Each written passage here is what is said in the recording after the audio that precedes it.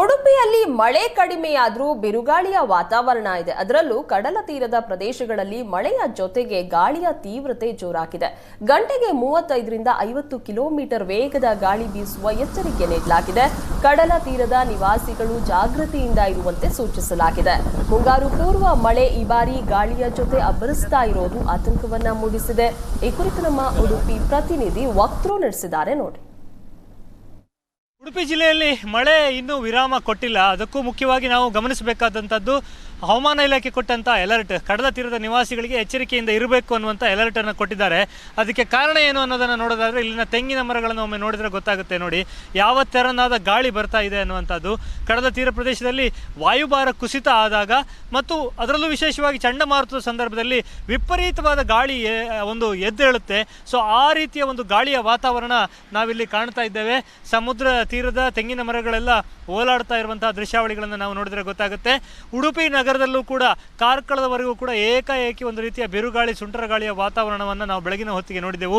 ಆ ಗಾಳಿಯ ಮೂಲವನ್ನು ಹುಡುಕಿಕೊಂಡು ಬಂದಾಗ ಸಮುದ್ರ ತೀರದಲ್ಲಿ ಎದ್ದಂತಹ ಒಂದು ಚಂಡಮಾರುತದ ಎಫೆಕ್ಟ್, ವಾಯುಭಾರದ ಕುಸಿತದ ಎಫೆಕ್ಟ್ ಅನ್ನೋದು ನಮಗೆ ಗೊತ್ತಾಗ್ತಾ ಇದೆ. ಗಂಟೆಗೆ ಏನಿಲ್ಲ ಅಂದರೂ 35ರಿಂದ 55 ಕಿಲೋಮೀಟರ್ವರೆಗೂ ವೇಗದ ಗಾಳಿ ಬರಬಹುದು ಅನ್ನುವಂಥ ಎಚ್ಚರಿಕೆಯನ್ನು ನೀಡಿದ್ದಾರೆ. ಈ ರೀತಿಯ ಎಚ್ಚರಿಕೆ ಇದ್ದಾಗ ಕಡಲ ತೀರ ಪ್ರದೇಶಗಳಲ್ಲಿ ವಾತಾವರಣ ಸಂಪೂರ್ಣ ಬದಲಾಗುತ್ತೆ.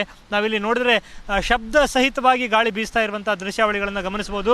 ರಾತ್ರಿಯ ವೇಳೆಗೂ ಕೂಡ ಈ ರೀತಿಯ ಗಾಳಿಯ ವಾತಾವರಣ ಇರುತ್ತೆ. ಸೊ ಸಮುದ್ರ ತೀರದ ನಿವಾಸಿಗಳು ಒಂದು ರೀತಿಯಲ್ಲಿ ಆತಂಕದಲ್ಲೇ ಇರಬೇಕಾದಂತಹ ಪರಿಸ್ಥಿತಿ. ಗಾಳಿ ಇದ್ದಾಗ ಸಮುದ್ರದ ಅಲೆಗಳು ಕೂಡ ವೇಗವನ್ನು ಪಡೆದುಕೊಳ್ಳುತ್ತೆ. ಸೊ ಆ ದೃಷ್ಟಿಯಿಂದ ಮೀನುಗಾರರು ಬಹಳಷ್ಟು ಎಚ್ಚರಿಕೆಯಿಂದ ಇರಬೇಕು ಅನ್ನುವಂಥ ಸೂಚನೆಗಳನ್ನು ಈಗಾಗಲೇ ಹವಾಮಾನ ಇಲಾಖೆ ಕೂಡ ಕೊಟ್ಟಿರುವಂಥದ್ದು. ಸೊ ಆ ದೃಷ್ಟಿಕೋನದಿಂದ ನಾವು ನೋಡಿದಾಗ ಗಾಳಿಯ ತೀವ್ರತೆ ಹವಾಮಾನ ಇಲಾಖೆ ಕೊಟ್ಟಂಥ ಎಚ್ಚರಿಕೆಯ ಪ್ರಕಾರ ಯಾವ ರೀತಿ ಬೀಸ್ತಾ ಇದೆ ಅನ್ನೋದನ್ನು ನಾವಿಲ್ಲಿ ಗಮನಿಸ್ಬೋದು. ಮುಖ್ಯವಾಗಿ ಮಲ್ಪೆಯ ಪಡುಕೆರೆ ಪರಿಸರದಲ್ಲಿ ನಾವೀಗ ಇರುವಂಥದ್ದು. ಅಲೆಗಳು ಕೂಡ ತೀವ್ರಗೊಳ್ತಾ ಇದೆ. ಸಮುದ್ರದ ಅಲೆಗಳನ್ನು ನಾವಿಲ್ಲಿ ನೋಡಿದರೆ ಸಮುದ್ರದ ಅಲೆಗಳು ಕೂಡ ತೀವ್ರಗೊಳ್ತಾ ಇರುವಂತಹ ದೃಶ್ಯಾವಳಿಗಳನ್ನು ನಾವು ನೋಡ್ಬೋದು. ಈ ಗಾಳಿಯ ತೀವ್ರತೆ ಹೆಚ್ಚಾದಾಗ ಅಲೆಗಳು ಕೂಡ ತಮ್ಮ ಎತ್ತರವನ್ನು ಹೆಚ್ಚಿಸಿಕೊಳ್ತವೆ.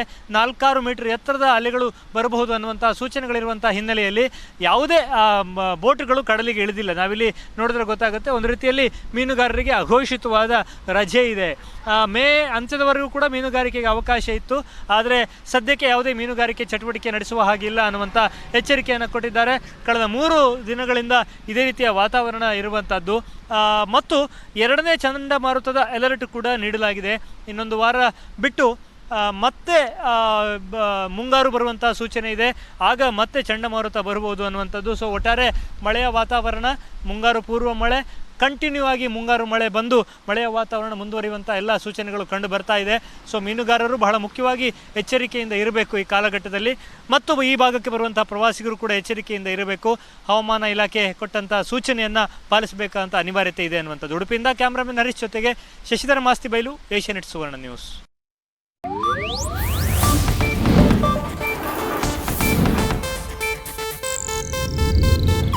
ಇದು ಏಷ್ಯಾನೆಟ್ ನ್ಯೂಸ್ ನೆಟ್ವರ್ಕ್ ಪ್ರಸ್ತುತಿ.